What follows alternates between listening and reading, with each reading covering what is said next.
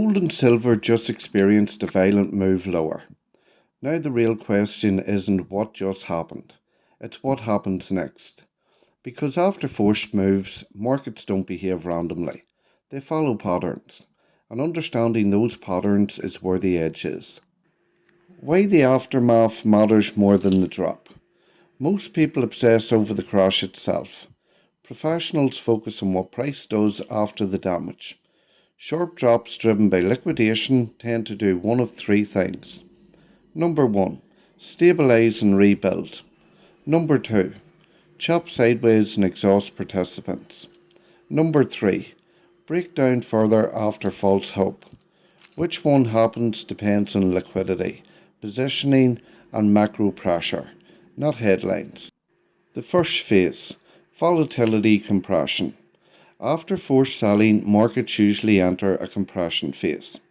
Volatility drops, price action tightens, sentiment flips from panic to confusion. This is where weak hands are gone, strong hands start watching, liquidity resets. This phase feels boring, and that's the point. Markets use boredom to rebuild structure. What gold does next? Key scenarios. Gold now sits at a crossroads. Scenario 1. Stabilization. If gold holds recent support levels and volatility contracts, that tells us selling pressure is exhausted. This doesn't mean immediate upside. It means control returns to buyers. Scenario 2.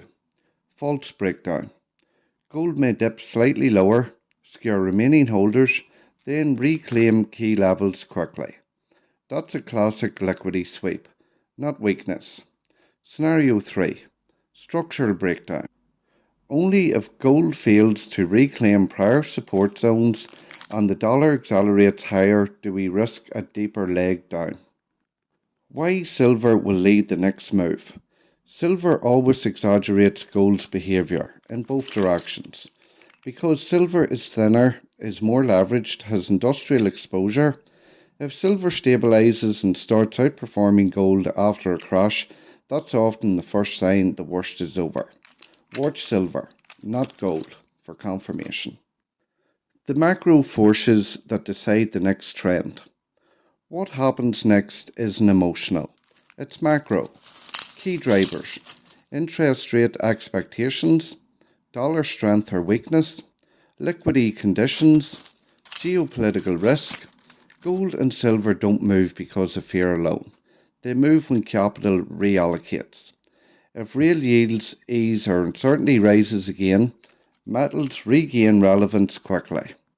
Why this phase traps most people? This is where most investors fail.